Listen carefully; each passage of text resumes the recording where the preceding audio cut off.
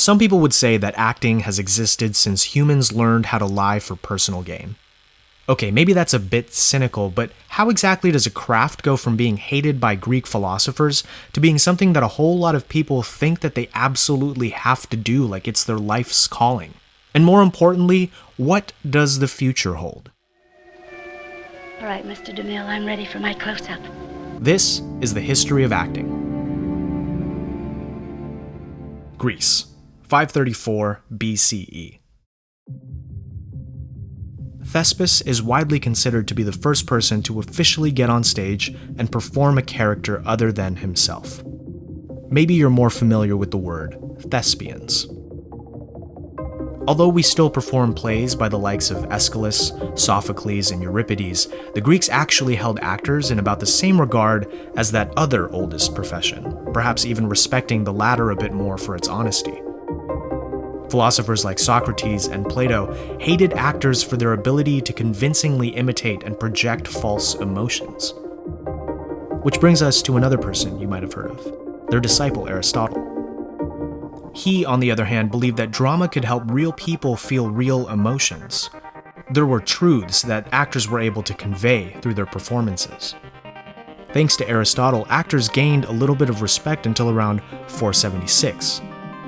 After the fall of the Roman Empire, Western Europeans basically stopped acting, and pretty much everything else, in order to slaughter each other in the name of God or die from plagues that God sent their way. Though there were definitely some interesting theater movements happening in the Byzantine Empire, as well as in places like India, China, and Japan. Acting, and pretty much everything else, makes a comeback during the Renaissance, and around the Mannerist period, we see commedia dell'arte, and with it, masks and stock characters. Elizabethan drama in England gave us The King's Men, a theater called The Globe, and a guy named Shakespeare. With the exception of Shakespeare, who undoubtedly needs a video of his own, this is how acting existed for a long time. Borderline overly dramatized performances as a vehicle to convey truths found in the writing. Until the early 20th century, when a Russian acting teacher named Konstantin Stanislavski had a wild idea. Instead of offering a stylized, theatrical representation of human behavior, actors should try to act like real people when they perform. This paradigm shift in thinking led to what we would consider modern-day acting. More importantly, Stanislavski formalized how performers could do this, creating the first real system for acting. Stanislavski pioneered a series of exercises and guidelines intended to help an actor discover the inner emotional life of a character.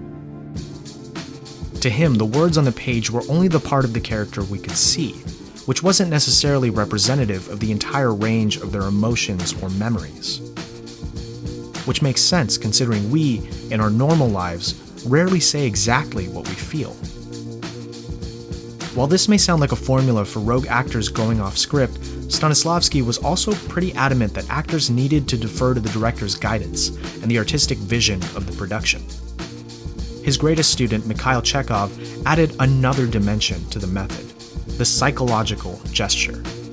Chekhov believed that a physical movement could reveal the character's true psychological state, another way of saying actions speak louder than words. But from a practical standpoint, this meant that the actors shouldn't just study how people talked, but they should study how they moved as well. So how does all of this affect what we do today? Well, consider the timing of Stanislavski and his ideas. As he was advocating a greater degree of realism in the theater, the then infant medium of film demanded more realistic performances from its actors, especially after the advent of sound when even some veteran screen performers couldn't make the transition to talkies. This brings up an interesting thought as we venture into the wild west of new media. What does a realistic performance look like in an internet that thrives on its already apparent sense of authenticity? Stanislavski's system had not only helped redefine a craft as old as written human history, but perhaps even set a precedent for its future in film. His method finally arrived in the United States, and specifically in Hollywood films, through three influential acting teachers: Lee Strasberg, Stella Adler, and Sanford Meisner, turning the method into methods. Stay tuned for part 2 in our series on acting, where we talk about the method rivalry and how The Godfather is probably the perfect petri dish to study all of them.